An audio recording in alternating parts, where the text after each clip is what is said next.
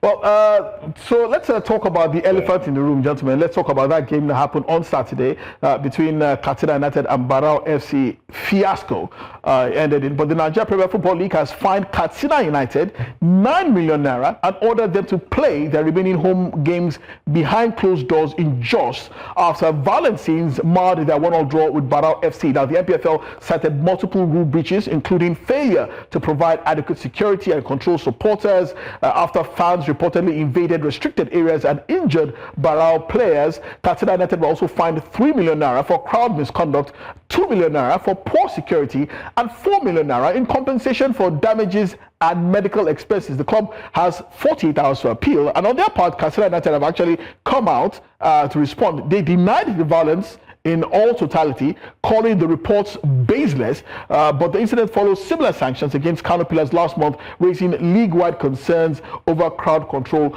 I'm sure you must have been confounded and actually quite alarmed when reports came out over the weekend about how a player's throat was slit. Now, that was the headline that we saw on Sahara Reporters saying that Colliers talk about carnage in that game at the Mohamed Diko Stadium in Katsina, that the player's throat was slit following an equalizer by Barau FC. That alarmed me terribly, Onye. Yeah, I think it was the height of sensationalism because I was in the office when that story broke, and I saw the first video. And what came straight into my mind was, if you are going to kill a chicken or a ram or a cow, you slit the throat, there will be a gush, the blood flowing out. It's like you burst a pipe. So when I didn't see that, then fortunately I saw the second video. And with the benefits, China understands what I'm saying.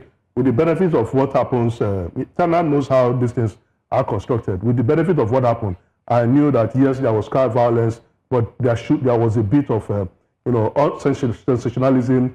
And I think it's not good because we are really sitting on a keg of gunpowder. So reports should be accurate. There was violence, yes, but reporting that someone's throat was slit is not accurate because this player is a Ghanaian. Already, Ghanaian websites are accusing Nigerians. Oh, absolutely. Yeah, I mean, he was accusing Nigerians of killing their player, which was not true because a lot of people came to my office the following day saying that how would they slit somebody's throat? I said no, his throat, an object hit him and there was bleeding, but not to the extent of killing a player. So Okwe, I just want to get your reaction, Okwe, because the sensational headlines and how it exploded over social media was shocking. And it's reminiscent of the kind of ridiculous things that people also posted online when Nigeria faced Ghana in the FIFA World Cup qualifier a few years ago, where unfortunately a Zambian official from CAF passed away due to heart failure, and there were people who were carrying rumors that was Nigeria fans that stormed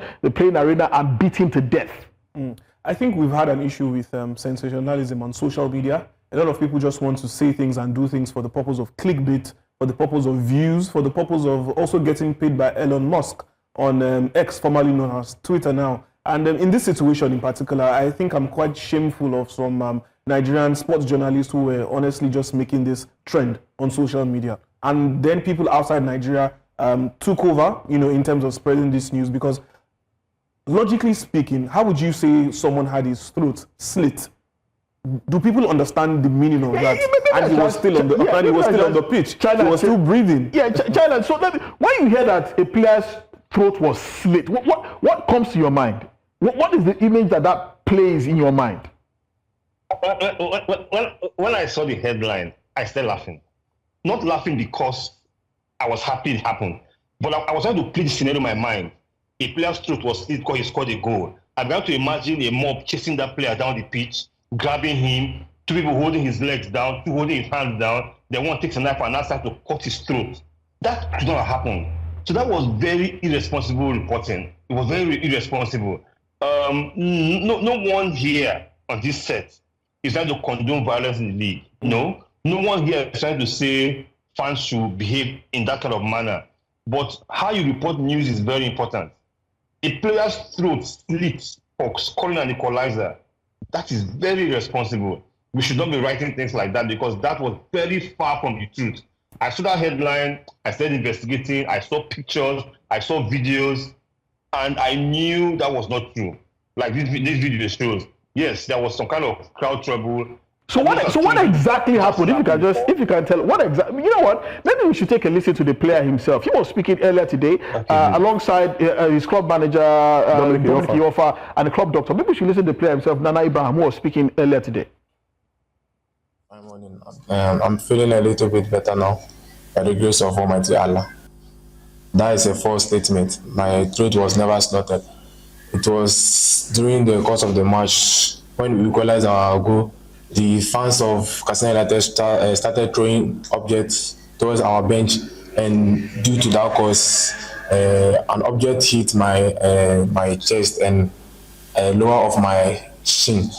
That's when I saw blood coming out. So that's what happened, and not slaughtered rather. A lot of objects were thrown to us. We ran to the pitch, which some of the people, our media men that had those issues, all the cameras were seized. They were ransacked.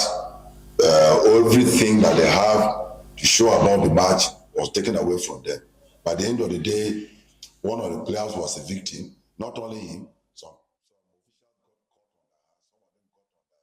If your throat was slit, you wouldn't be holding a press conference and responding to anyone. So it's sensationalism at its very worst. And there are those who are arguing, saying that even these players, I mean, the outlet that actually put up that particular report doesn't even have a sports reporter.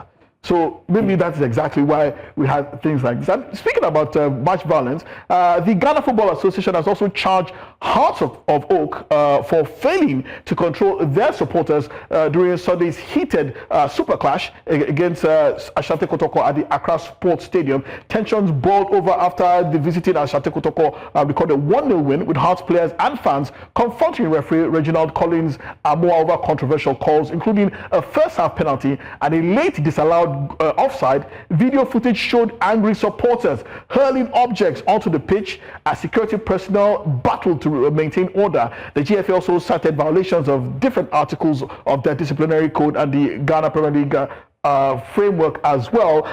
House of Oak have also been given to Tuesday, November 11, to respond to the charges. But I mean, the video evidence doesn't lie. But the very quick question I need to answer, China Cheru, is there are those who are asking, why was it that Kano Pillars were banned and docked 3 points and 3 goals, and Katsina United were not docked 3 points and 3 goals? You should help us there. Maybe first time offender. Maybe first time offender. I can't really say. Kind of. That article from the framework. Yes, I was. What did you say? I read a lot of comments. I think someone said there were no proof that they attacked the referee. Okay. You know, they threw objects into the field. I see. And even Dominic Iofa, the GM of Barau FC, confirmed that they threw objects to the field. So they said there was okay if you attack players but not the referee. Well, I don't know. That's what. That's what we're hearing.